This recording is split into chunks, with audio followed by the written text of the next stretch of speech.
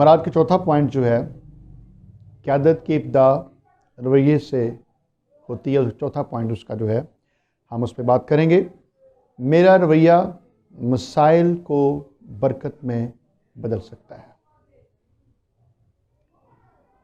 अगर मेरा रवैया चेंज करेगा मसाइल को बरकत में, तो आपका जो रवैया है वो भी मसाइल को बरकत में बदल सकता है। हम पढ़ें, कलाम में से पढ़ें फिलिपियों 2 बाब उसकी 5 आयत से 9वीं आयत तक हम कलाम में से पढ़ेंगे। फिलिपियों का ख़त उसका 2 बाब उसकी 5 से 9 आयत। कलाम में यूँ लिखा है, वैसा ही मिजाज रखो जैसा मसीह यीशु का भी था। उसने अगरचे खुदा की सूरत पर था, खुदा के बराबर होने को कब्ज़ा में रखने की चीज़ ना समझा, बल्कि अपने आप को खाली कर दिया और खादम की सूरत इख्तियार की और इंसानों के मुशाबा हो गया और इंसानी शक्ल में ज़ाहिर होकर अपने आप को पस्त कर दिया और यहाँ तक फरमाबरदार रहा कि मौत, बल्कि सलीबी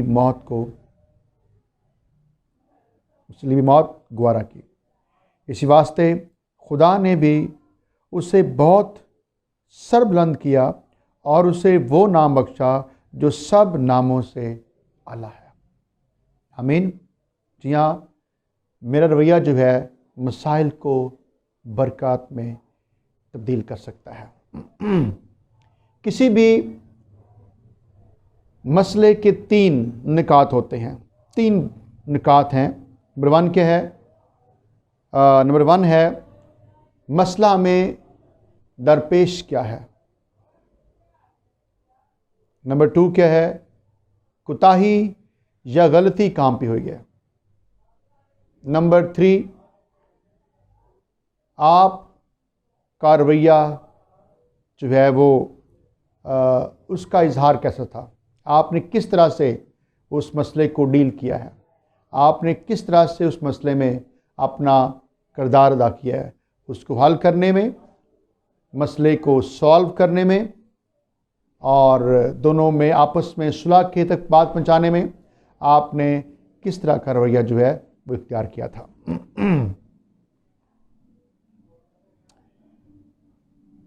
हमें इस बात पे आने की ज़रूरत है कि हम अच्छे ख्वाब देखें और बड़े बड़े ख्वाब देखें, और आज इस बात की ज़रूरत है कि हम अपने आप को इस बात के लिए भी पेश करें कि हम दूसरों के लिए भी और अपने लिए भी, अपने मुल्क के लिए भी हम बेहतरीन ख्वाब देखें। कामयाबी के, तरक्की के, बढ़ोतरी के, ब्लेसिंग के हम ख्वाब देखें।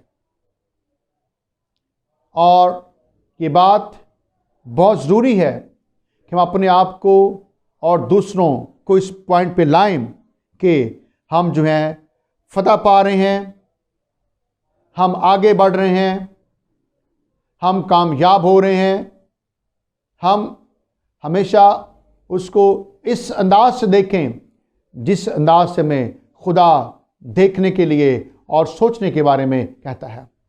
आए कलाम में लिखा है रोमियो 8 बाब और उसकी 28 आयत, रोमियो 8 बाब और उसकी 28 आयत जो है हमें इस बात के बारे में बताती है। कलाम में यूँ लिखा है, और हमको मालूम है कि सब चीज़ें मिलकर खुदा से मोहब्बत रखने वालों के लिए भलाई पैदा करती हैं, यानी उनके लिए जो खुदा के इरादा के मुआफिक बुलाए गए।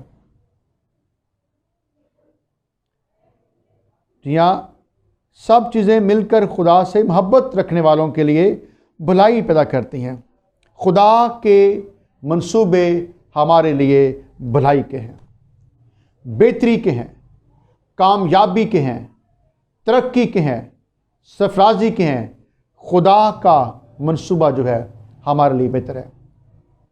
अमसाल की किताब में लिखा हुआ इस बात के बारे में, इंसान के दिल में बहुत से इरादे हैं, लेकिन सिर्फ खुदा का मंसूबा ही कामयाब होगा। खुदा का प्लान जो आपकी ज़िंदगी के लिए खुदा का है वही कामयाब होगा। इसलिए हमें खुदा की मर्ज़ी को जान लेने की ज़रूरत है। खुदा तेरी मर्ज़ी मेरे लिए क्या है, और आप वही करने के लिए कोशिश करें जो खुदा की आपके लिए मर्ज़ी है। जो खुदा के लिए मर्ज़ी नहीं है आपकी लाइफ में, आप वो ना करें। क्योंकि जिसमें खुदा की मर्ज़ी है वही कामयाब होगा, लेकिन जिसमें खुदा की मर्ज़ी नहीं है आप उसमें नाकाम हो सकते हैं। आपको नाकामी का सामना करना पड़ सकता है, आप नाकाम हो सकते हैं, खुदा की मर्ज़ी उसमें नहीं है। आप अपने ज़ोर को लगा रहे हैं, आप अपने चप्पू मार रहे हैं, लेकिन खुदा की रहनुमाई को हासिल करने की ज़रूरत है। आप जानते इस बात के लिए कि खुदा की मर्ज़ी मेरे लिए क्या है, ताकि मैं खुदा की मर्ज़ी को जानकर इस बात के लिए खुदा के मर्ज़ी के मुताबिक चलूँ। बाइबल बयान करती है कि सब चीज़ें मिलकर खुदा से मोहब्बत रखने वालों के लिए भलाई पैदा करती हैं, यानी उनके लिए भी जो खुदा के इरादा के मुआफिक बुलाए गए हैं।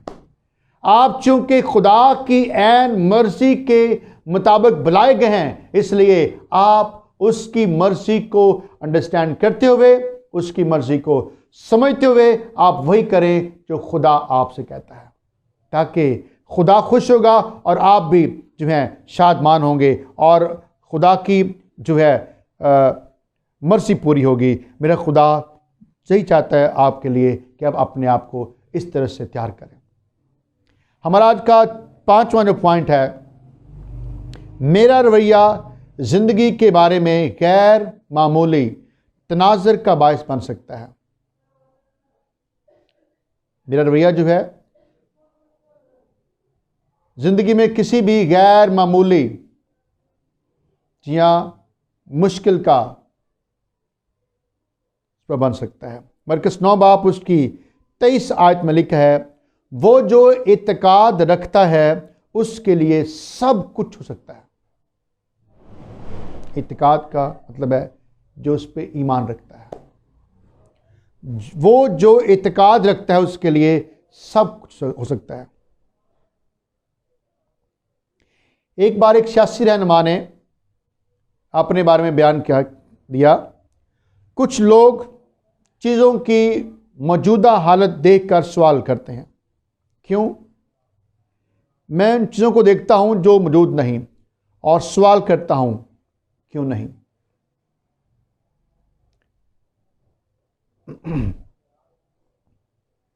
एक कंपनी ने अपने एक सेलमैन को भेजा किसी दूसरे मुल्क में, ताकि वो उन्हीं कंपनी के जो शूज़ हैं वो वहाँ पे उनको दिखा सके, मार्केटिंग कर सके और वो कंपनी वहाँ पे अपना काम शुरू कर सके।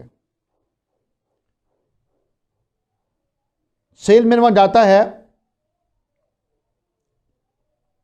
उसने इस बात के बारे में कंपनी को इन्फॉर्म किया कि जो वहाँ के लोग हैं जूते नहीं पहनते। कंपनी ने उनको बुला लिया, वापस आ ली। उसी जो कंपनी थी, कंपनी के जूतों वाली कंपनी ने एक और शख्स को वहाँ भेजा इस बात के लिए कि वो जाए वहाँ पे, ताकि वहाँ पे अपना ऑफिस बना सकें और अपना कारोबार वहाँ शुरू कर सकें, बिजनेस शुरू करें। तो जब वो वहाँ पहुँचता है तो उसने जब दूसरे सेलमैन को वहाँ उस मुल्क में भेजा गया, उसके बताया गया कि हमने वहाँ पे ऑफिस शुरू करना है, आप जाके वहाँ मार्केटिंग करें, लोगों को मिलें, हम किस तरह से अपनी कंपनी के वहाँ पे ऑफिस शुरू कर सकते हैं। जब वो शख्स वहाँ पहुँचा, सेलमैन वहाँ पहुँचा, जाके उसने मार्केटिंग की, लोग बताना शुरू किया। तो जो शूज़ गया था लेके वो कंपनी की तरफ से, उन्हें कहा जी मुझे और शूज़ भेज दिए जाएं, यहाँ पे तो बहुत इसकी ज़रूरत है। और उससे कंपनी का काम बढ़ता गया और बहुत सारे काम बढ़ा और वहाँ पे कंपनी अपना ऑफिस शुरू कर लिया। सो यहाँ पे रवैया जो है हमें नजर आ रहा है कि उस पहले शख्स का सेलमैन का रवैया कैसा था और सेकंड शख्स उसका रवैया कैसा था, और इससे जी हाँ उसको कामयाबी मिली इस बात से। सो मेरा रवैया जो है ज़िंदगी के बारे में गैर मामूली तनाज़ुर का बायस बन सकता है। सो उस सेलमैन ने अपने जाके अपनी कंपनी के उस काम को मुतारफ़ कराया, लोगों से मिला, बातचीत की, और उसने उनको वापस लिखा इस बात के बारे में कि मुझे और जूते भेज दिए जाएं, यहाँ पे तो बहुत लोगों को पसंद आए हैं, लोग पसंद कर रहे हैं इस कंपनी के शूज़ को, मुझे और शूज़ भेज दिए जाएं। सो हमारा रवैया जो है इस बात में बहुत ज़्यादा अकाउंट करता है ताकि हम अपने इन बातों को जान सकें। और एक रहनुमा और मुअस्सर रहनुमा में बुनियादी फ़र्क जो है बेहतर तनाज़ुर है, ताकि वो इस बात में जान सके और अपने जो रवैये को ठीक करते हुए जो है कामयाब जो है अपनी जो खिदमत उसका आगाज़ कर सके। हमारा आज का छठा पॉइंट जो है, मेरा रवैया मेरा बेहतरीन दोस्त या मेरा बदतरीन दुश्मन हो सकता है। मेरा रवैया जो है बेहतरीन दोस्त या मेरा बदतरीन दुश्मन हो सकता है। लूका 4 बाब और हम देखते हैं कलाम से लूका रसूल के इंजील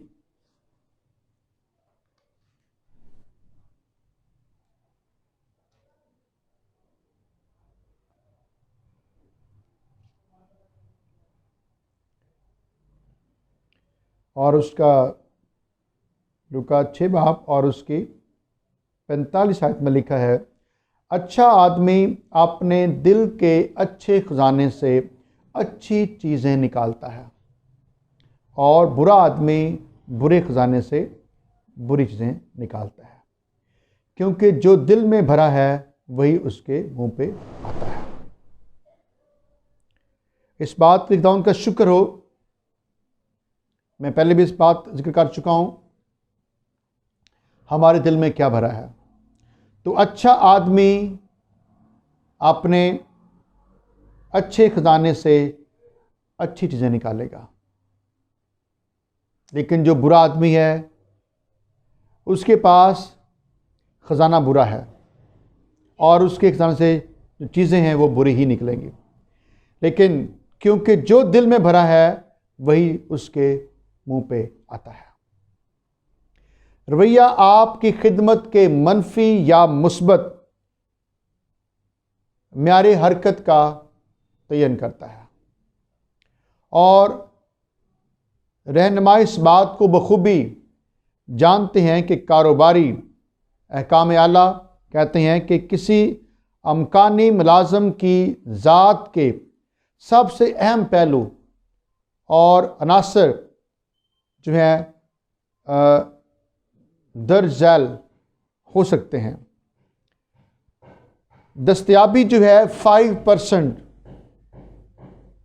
और जो मुताबिकत पजीरी जो है वो 5%, उसमें काम की जो सलाहियत वो जो है 10%, ज़ारी शक्लो सूरत जो है वो 10% और रवैया और मिजाज जो है वो 70% काउंट करता है।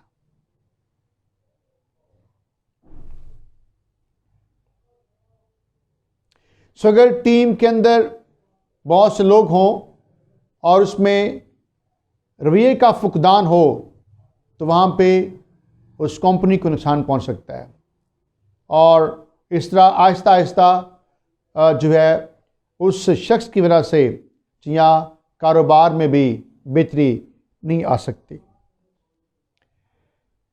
खरीदारों के सर्वे में जानने की कोशिश की गई कि वो किसी एक स्टोर से अशिया की खरीदारी क्यों बंद कर देते हैं और सर्वे के नताइज में कुछ बातें सामने आईं।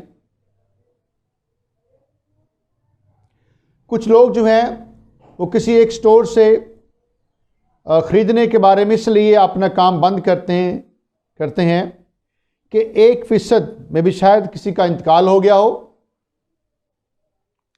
या 3% ये शामिल है कि वो कहीं मुंतकिल हो गए हों, शिफ्ट हो गए हों, या 5% ये बात भी काउंट की जाती है कि शायद वो किसी और दुकानदार से दोस्ती उनकी होगी हो,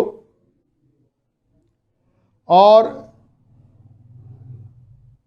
9% ये बात भी काउंट करती है कि शायद कुछ और कुछ माली जो है वजूहात बन गई हों, और 14% जो है मसनूआत से बेइत्मीनानी की वजह बन सकती है। लेकिन उसमें 68% सिर्फ इस वजह से स्टोर के किसी मुलाजम ने उनकी तरफ तवज्जो ना दी हो, यानी उनसे अच्छा रवैया ना रखा हो, और अच्छा रवैया ना रखने की वजह से जी हाँ वो जो कस्टमर है वो उस स्टोर पे नहीं आ रहा। सो 68% जो है वो रवैया जो है अकाउंट करता है। सो रवैये का बहुत ज़्यादा जो है हिस्सा जो है वो ज़रूरी है कि हम एज ए रहनुमा जो है अपने कलीसिया के लोगों से अच्छा रवैया रखा जाए, जो बातचीत करने का, को विज़िट करते हुए, कलाम पेश करते हुए, काउंसलिंग करते हुए, घर में विज़िट करते हुए, जी हाँ रवैया जो हमारा बहुत काउंट करता है। और लोग ये हर शख्स इस बात को वॉच करता है, हर शख्स इस बात को देखता है कि पासबान का रवैया कैसा है। जब वो स्टेज पे होते हैं तब उनका रवैया कैसा है, जब वो घर में आते हैं फिर रवैया कैसा उनका होता है, और जब किसी और वजह से हम घर में जाएं तो फिर रवैया कैसा होता है। तो हर तौर से कलीसिया के लोग भी इस बात को वॉच करते हैं और ध्यान रखते हैं ताकि इस बात को जान लिया जाए।